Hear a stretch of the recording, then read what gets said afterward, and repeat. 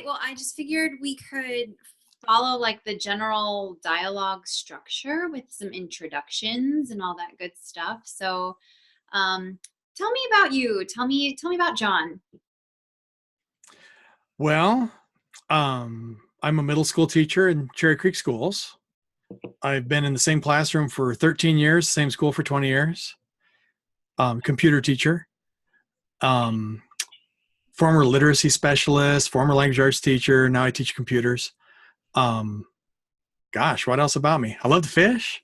I guess you can't see my fishing poles, but they're over there. Wonderful. Um, I've kind of been at this master's degree for a long time. I started in 2001 and had some family crises and had to drop out, and then came back in 2008, had another crisis that nearly took my wife from me. And we recovered to a point where I was able to start back last year. So I have 2 more classes to go and I'm done. Wow.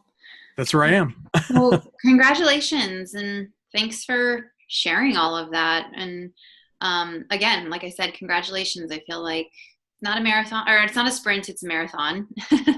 Yep. You're not a failure till you quit. Yeah, exactly. Exactly. Yeah, so I feel like there's probably at this point not a ton about my career, educational journey, professional self that hasn't already been like put on display for classmates via course content. But yeah, I did the program through UCD just to get my teacher licensure. I think I started it in 2007, 2008, so a while ago as well. And I just pursued the teacher license and then started teaching right after. And I did high school English language arts and then, left Denver, moved to New York, moved to Australia, and just kind of took this opportunity to pause and reach back out to the people at UC Denver, CU Denver, whatever they call it now. It's different now than it was when I started. Right. And just ask. I mean, like pursuing a master's in ed was always something that had been like in the back of my mind, but you can always come up with like 100 reasons not to do something. So just while here, I decided to like make that investment and go for it. And so yeah, next week or in a couple weeks when we submit all of our final stuff, hopefully that'll be that. So Cool. Yeah. So yeah, I feel like we can just dive in if you're interested in that, into talking about Sure. social media and media literacy in general and what it means for our young students' brains. And I'm actually really, really interested, since you teach middle school. I also taught middle school in New York. And I'm just like fascinated by that group. I just, there's the brain development is like happening right before your eyes, I feel like, when you teach in a middle school setting. Yes. And so, yeah, I'm just curious about social media in general, like what you're seeing. I don't know. What have you observed, and how do you try to harness what you're seeing and use it as like a tool in the classroom? That's a really good question. When I find the right answer, I'm going to publish a book and be famous. But the bane of my existence is this. I don't like it in my personal life. I feel like it's an electronic umbilical cord. People don't plan anymore. They just like, oh, he's not answering. Why isn't he answering? And it's like, well, I'm asleep. In my classroom, kids have these things out and in their hands or on their desk all the time. And they're flashing and flickering and buzzing, and they're always looking at them, taking phone calls from their parents during class or from their grandparents during class. It's like, you're 12. What could possibly be so important? Mm-hmm. And I think a part of it is that we have this, well, like the readings and the videos were telling us, the parts of their brains that are allowing them to be empathetic with other people, the empathizing part of their brain is not maturing. Instead, it's all this stuff. It's about me right now. And this is buzzing. I have to deal with it now. It can't wait 20 minutes. It can't wait till after school. It has to happen now. Mm-hmm. And I think our parents are fostering that by buying them cell phones and putting them onto this electronic babysitter so soon. And it's frustrating. It's very frustrating. It's funny you say that because I wrote down when I was watching the two videos this week is, especially in the second one, the one that was a little bit longer, Right. it like exuded this sense of just like, this is just happening. Like our kids are, it's like the kids just go out and like pick up a phone from the sidewalk, or like they're born with it already in their hands. And I just couldn't get over the I guess the tone, the overall tone of the reporter and some of the researchers that she interviewed, where they were just kind of like throwing up their hands. And it was like, oh my goodness, like, wow, can you believe this is happening? And it just really underscored the importance, to me at least, of parental or like a guardian being involved in how at that crucial middle school age they're like introduced to this. And and it also underscored kind of what in some of my like discussion groups in this class people have touched on about like just these are great tools. It's just they have to be utilized under guidance. And and it just I couldn't believe that, like, I just couldn't believe some of the tones that were coming through in that video of like, oh gosh, it's just so crazy that this is taking hold. And I'm like, well, is it? Because you're not the first person I've heard use the term electronic babysitter, and it's just kind of like, it's a way for everyone to disengage sometimes. Sure. So in terms of that technological, I guess, I don't know, thorn in our sides, what do you think in terms of all of this narcissism talk? It was kind of an interesting way in terms of the way like my group came to this area of focus on like narcissism and social media, or just media usage in general. I don't think it has to be just social media. And I don't know what you've had time to explore this week, in terms of the course content, but I don't know, like, do you see any connections between self-centeredness, narcissism, lack of empathy, that type of stuff? Actually, I was reading the one article, the second one in the list, and I got about a third of the way through the second page in the second column, and I went, that's Donald Trump. Tweet whatever you want, say whatever you want. You don't have to think about what you're doing. You just send it out. And if anybody dares say anything about you, then you're all up at arms. That moment that we have, even in a conversation like this, if one of us says something stupid, I mean, just completely and totally unfounded and, racist or sexist or stupid, you could edit it out and nobody would be the wiser. And we would take the time to do something like that. Twitter and Facebook don't allow for that necessarily. Once you send it, it's out there and it never goes away. And they don't care. But what I've noticed with kids is that it's not so much that they're completely and totally self-absorbed. And it looks like they are. I mean, it really does. It looks like they're all about themselves, but I don't think they are all about themselves. I think that they're much more concerned about what's happening out in the world. They just don't notice what's happening around them. They're walking down the hall with their face on that phone, and they don't notice the guy they just stepped on his toes, or the person they just bumped into, or whatever's happening around them. They notice what's happening in that little 3x5 video screen that they're staring at. And that's all they're worried about, is their interaction with that. Oh, that's interesting. So yeah, I understand what you're saying. So it's like they might have a really firm understanding of some natural disaster that happened halfway around the world and be feeling, sadness and empathy and sympathy for the people that are going through that. But, the kid right next to them that just got, like, I don't know, someone said something mean to him or her or whatever. It's like they're detached they don't notice from that. That's a really, really interesting concept that I haven't really thought about, but I can totally see how that would unfold in this environment. I don't know that it would be empathy, though. You did mention empathy in your list of emotions. I don't think that they're necessarily feeling empathy. I think they're feeling anxiety.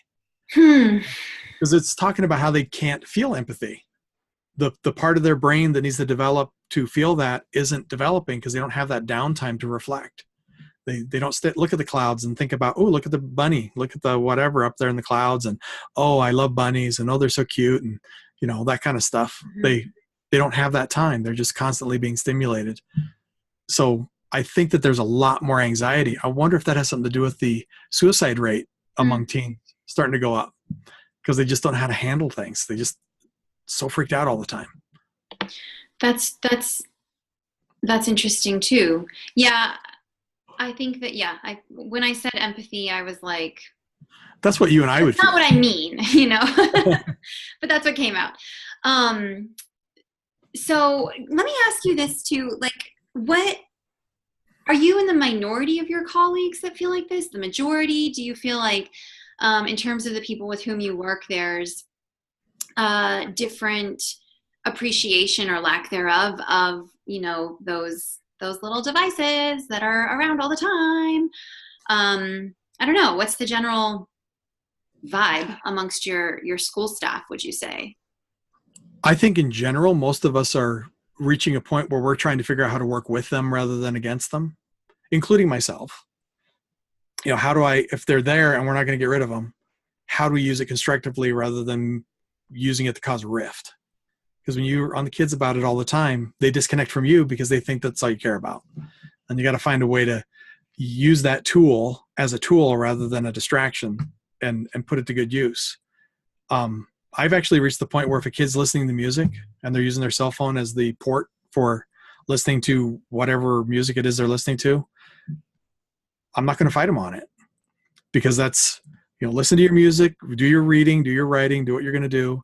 And as long as I can't hear and it's not disrupting people around you, why fight it? Mm-hmm. And I think that a lot of us are kind of reaching that point where if it's not disrupting the room and it's not distracting other people's learning, you do what you're going to do. And hopefully you'll get the most you can out of it. Mm-hmm. Yeah, I agree with you. And I think that as a middle school teacher, since that's what I was teaching most recently, I feel like I've worked in schools that had we kind of spanned the Great Divide in terms of cell phone policies. When I first started teaching 9 years ago, it was just if you see it, take it immediately. And, first right. offense stays in your desk, second offense, it goes right up to the principal. And I just don't know any principal at this point now who has that kind of time. They'd be dealing with cell phones all day long. That's it. And so most recently, my most recent teaching experience, it really wasn't that big of an issue. And I don't know if that was because the school was a lot smaller or the student body was such that there were actually a lot of kids who didn't come to school with their cell phones, or I don't know. But yeah, I feel like it's different across content areas too, in my experience. It's as an English language arts teacher for sixth graders, media literacy was not looked at as a real literacy at the point in time when I was teaching at my most recent school. And so the kids would come to me from social studies or some cool elective where they were doing all this fun stuff, and then literacy in my classroom was reading text from a page and writing with pen and paper. And it just seems like the more I was trying to put that doctrine forth to them, the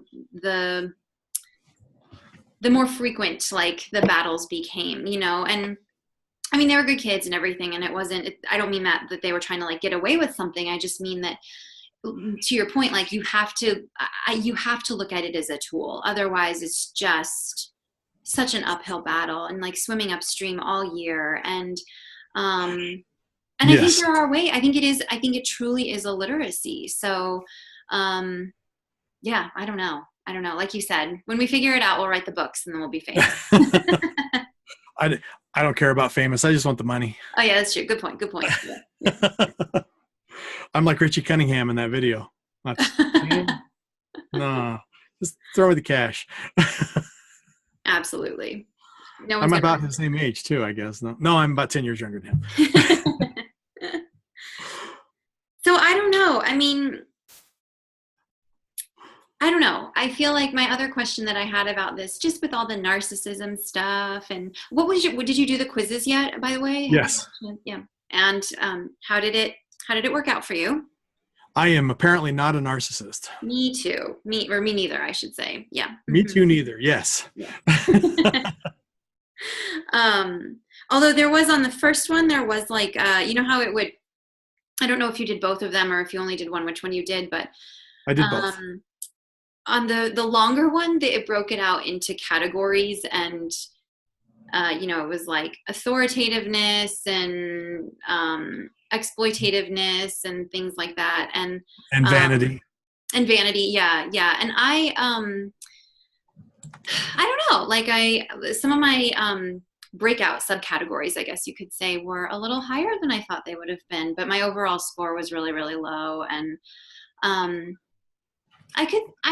I would have used that with my students. I don't know about you, or if you think there would be a purpose, or I don't know. I work at the largest middle school in Colorado. We have 1,800 Prairie Middle School. Oh yeah. We have 1,800 kids.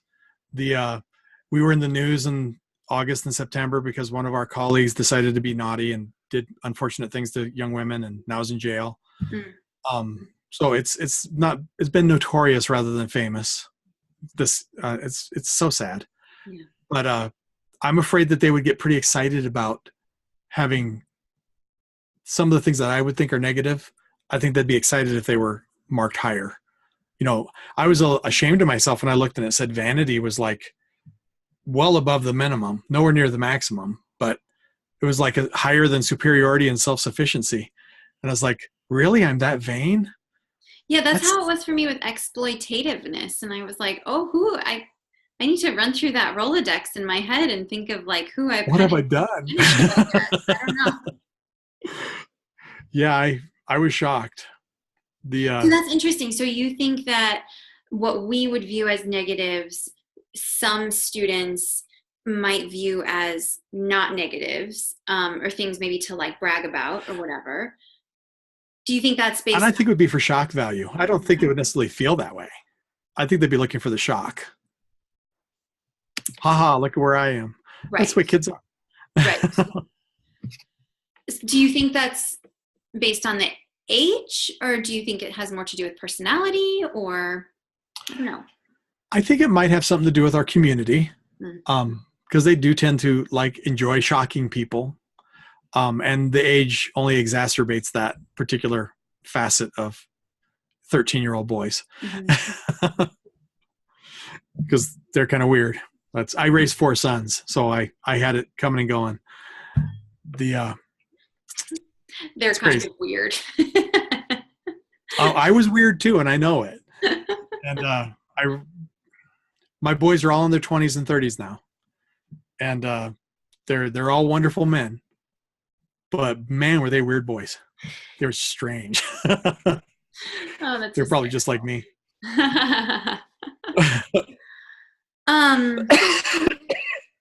So I had another question, just kind of based not just on these quizzes, but on everything. And again, going back to that one video that was out of Canada, like the longer one, and they, I don't know if you've had the chance to watch it yet, but they kind of like panned to the good old like Leave It to Beaver days and things like that. And right. My question is, and I'm really interested, especially as someone with your experience and your perspective, like, are things really that bad now? Like, is this narcissistic component or lack of empathy or whatever we want to call it, this obsession with, always needing to like tend to things like in the moment as they pop up, and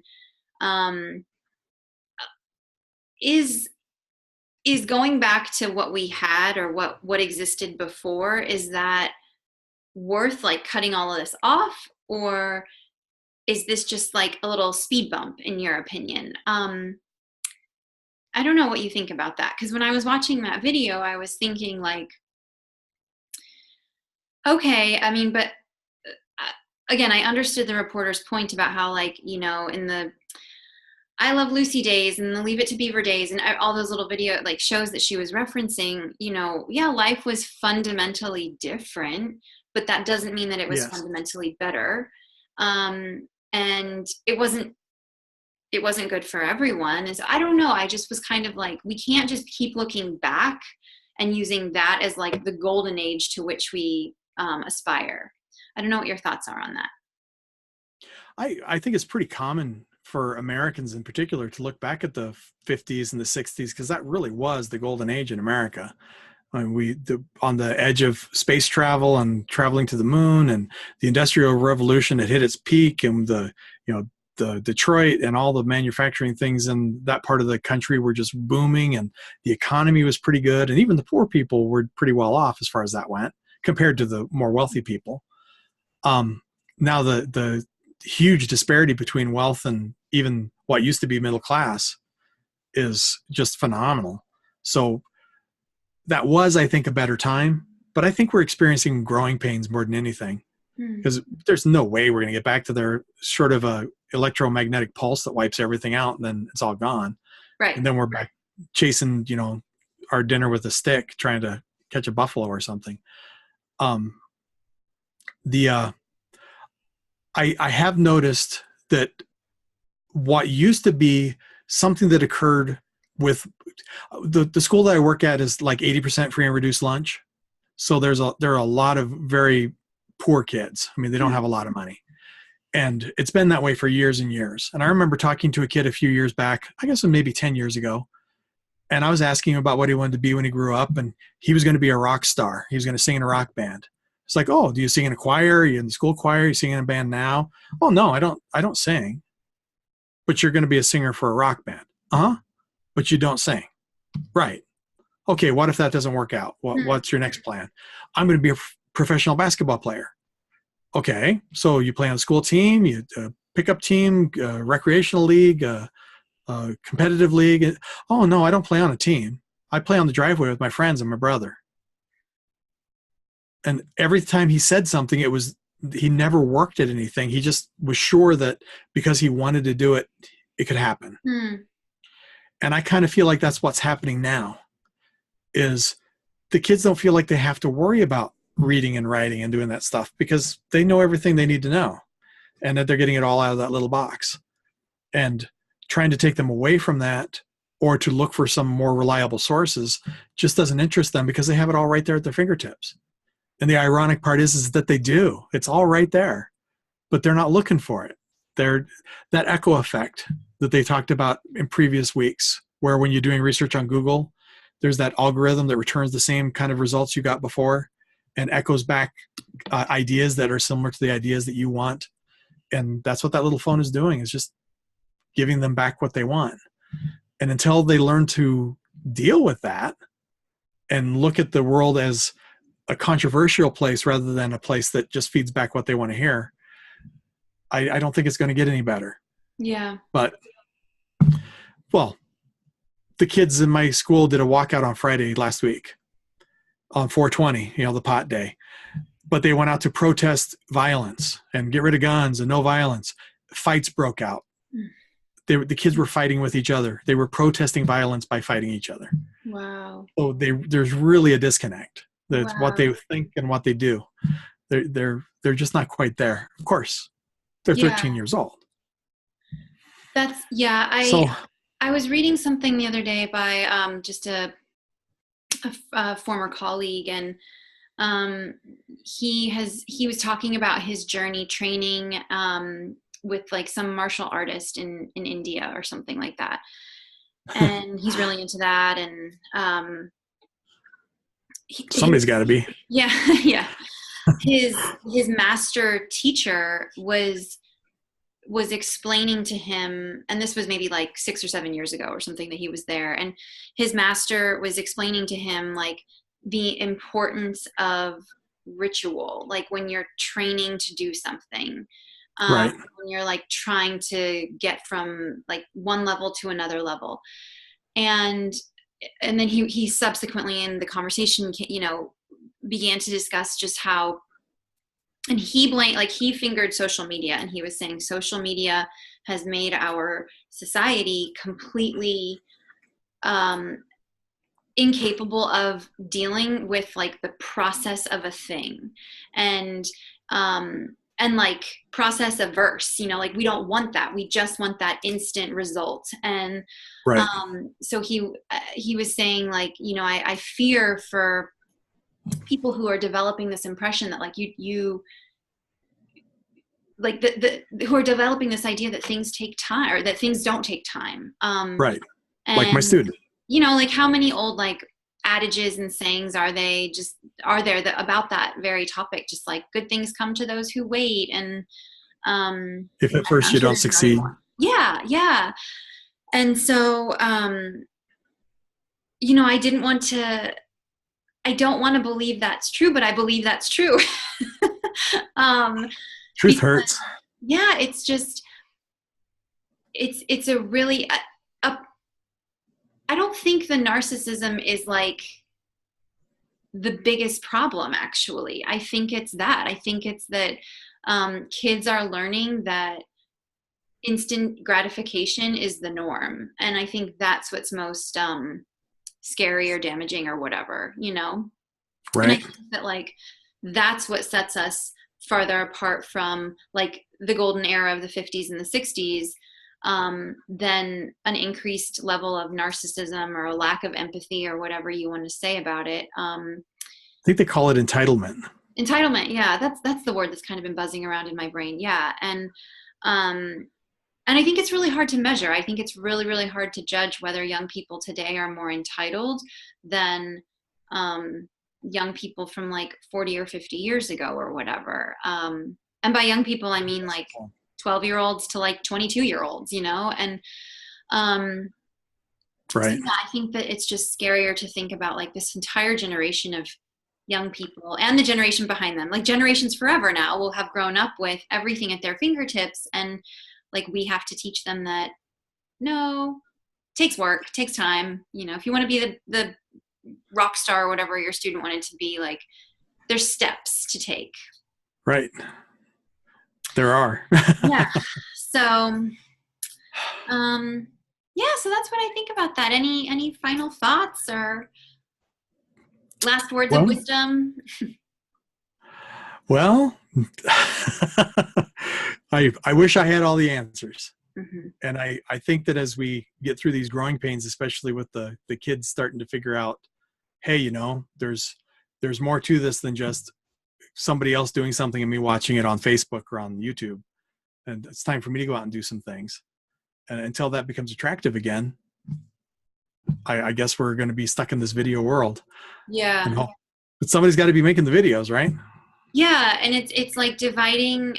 It's like creating two different types of. It's like there's the creators and then there's the observers. And I don't know that I've worked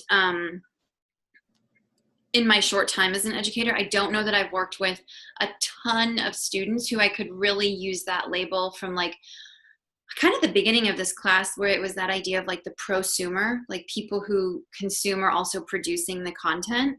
And I feel like what I've observed has been mostly like you're either creating it or you're consuming it. And I guess that's a way that like, as teachers, we can kind of bring those two parts together, hopefully. Right.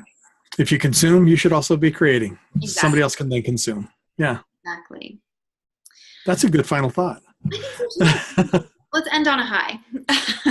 There you go.